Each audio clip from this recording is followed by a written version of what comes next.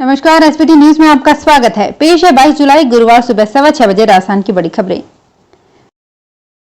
राजस्थान सरकार ने देय महंगाई भत्ते की दर के 25% से अधिक होने पर राज्य कर्मचारियों के मकान किराए भत्ते में 2% तक की बढ़ोतरी को मंजूरी दी है। एक बयान के अनुसार मुख्यमंत्री अशोक गहलोत ने राज्य कर्मचारियों को उनके मूल वेतन पर देय वाई श्रेणी के शहरों में मकान किराए भत्ते को 16% से बढ़ाकर 18% करने तथा जेड श्रेणी के शहरों में यह भत्ता 8% से बढ़ाकर 9% करने की स्वीकृति दी है। इसके अनुसार मकान किराए भत्ते में यह बढ़ोतरी 1 जुलाई 2021 से लागू होगी।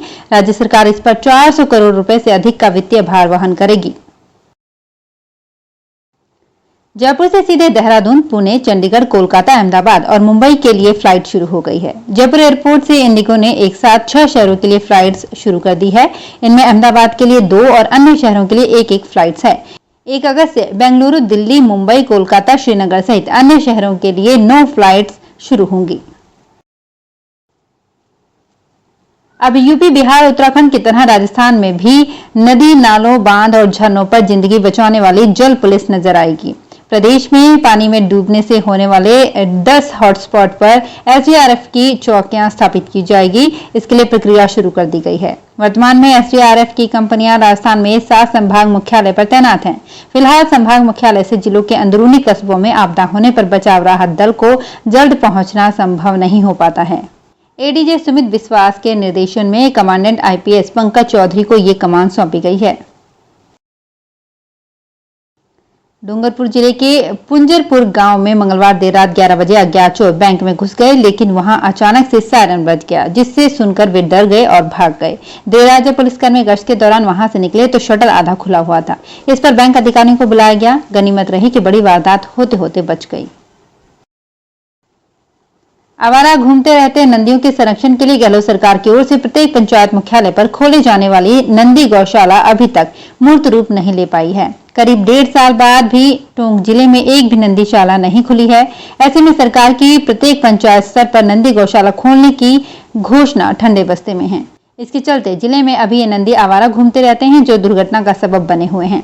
याद रहे कि तत्कालीन वसुंधरा सरकार ने भी नंदी गौशाला खोलने की घोषणा की थी, लेकिन इन्वेस्टमेंट और गौशाला में रखे जाने वाली नंदियों की संख्या काफी अधिक यानी 500 तक होने से कोई संस्थाएं आगे नहीं आई थी। राजस्थान ट्रांसपोर्ट डिपार्टमेंट ने लोगों के लिए नई फैसिलिटी शुरू की है। नई फैसिलिटी में अब गाड़ियों के मालिकों को अपनी गाड़ी का कर चुकता प्रमाण पत्र लेने के लिए ट्रांसपोर्ट ऑफिस के चक्कर नहीं लगाने पड़ेंगे। विभाग अब टीसीसी घर पर ही ऑनलाइन उपलब्ध करवाने के लिए विभाग की वेबसाइट पर जल्द ही नया पोर्टल जारी करेगा। इसके तहत परिवहन विभाग की साइट पर पोर्टल पर tax clearance certificate service option को सिलेक्ट कर ये सुविधा ली जा सकेगी। बंगाल की मुख्यमंत्री ममता बनर्जी ने बुधवार को उत्तर प्रदेश, दिल्ली और गुजरात समेत कई राज्यों में मेगा वर्चुअल रैली की। शहीद दिवस पर की गई इस वर्चुअल रैली से ममता ने जाहिर कर दिया है कि बंगाल विधानसभा चुनाव जीतने के बाद उनकी नजर अब दिल्ली की सरकार पर है। ममता ने कहा कि जब तक भाजपा पूरे देश से साफ नहीं हो जाती, तब तक सभी राज्यों में खेला होगा। उन्होंने कहा कि हम 16 अगस्त से खेला दिवस की शुरुआत कर और गरीब बच्चों को फुटबॉल बांटेंगे। ममता ने वर्चुअल रैली में कहा, आज हमारी आजादी खतरे में है। भाजपा ने हमारी स्वतंत्रता को खतरे में डाल दिया है। वो अपने ही मंत्रियों पर भरोसा नहीं करती हैं और एजेंसियों का गलत इस्तेमाल करती हैं। असम के डिब्रूगढ़ में एक महिला डॉक्टर कोरोना के 2 वेरिएंट अल्फा और डेल्टा से संक्रमित पाई गई है। खास बात यह है कि वो वैक्सीन की दोनों डोज लगवा चुकी थी। Regional medical research centre Dibrugarh के सीनियर साइंटिस्ट और डॉक्टर बीजे बोरकाकोटी ने इसकी जानकारी दी है। डॉक्टर बोरकाकोटी ने बताया कि डबल इन्फेक्शन किसी अन्य मोनो संक्रमण के समान है। ऐसा नहीं है कि दोहरे संक्रमण से बीमारी गंभीर हो जाएगी। हम केस पर 1 महीने से नजर बनाए हुए हैं, वो बिल्कुल ठीक है, चिंता जैसी कोई बात नहीं है।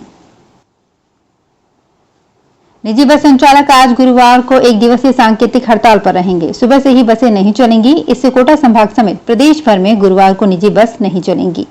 बस मालिक संघ के अध्यक्ष एवं बस ऑनर एसोसिएशन राजस्थान के महासचिव सत्यनारायण साहू ने बताया कि कोटा में करीब 750 और प्रदेश में 29,000 बसें बंद रहेंगी। साहू ने बताया कि परिवहन मंत्री ने 2 माह का टैक्स माफ करने की बात कही है, लेकिन इससे वे सहमत नहीं हैं।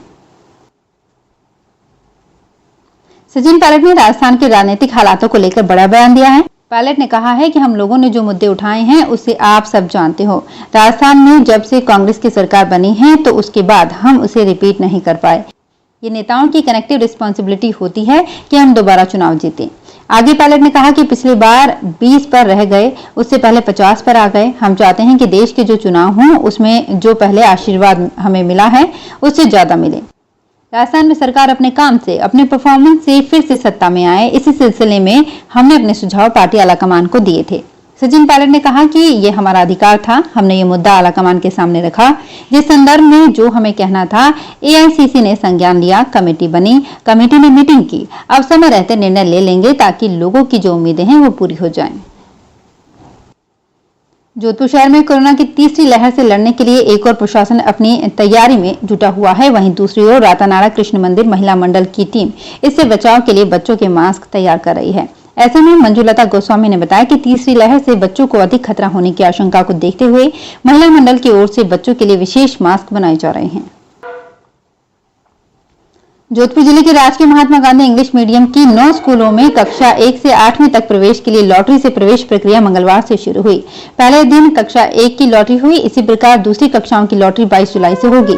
इन स्कूलों में 966 विद्यार्थियों के लिए सीटें हैं, जिसमें 4146 विद्यार्थियों ने दाखिला लेने के लिए आवेदन किया है। तो फिलहाल इस बुलेटिन में इतना ही, फिर हाजिर होंगे कुछ और बड़ी खबरों के साथ। एसबीटी न्यूज के और भी वीडियोस को देखने के लिए हमारे चैनल को सब्सक्राइब करें और नोटिफिकेशन पाने के लिए बेल आइकन को प्रेस करें।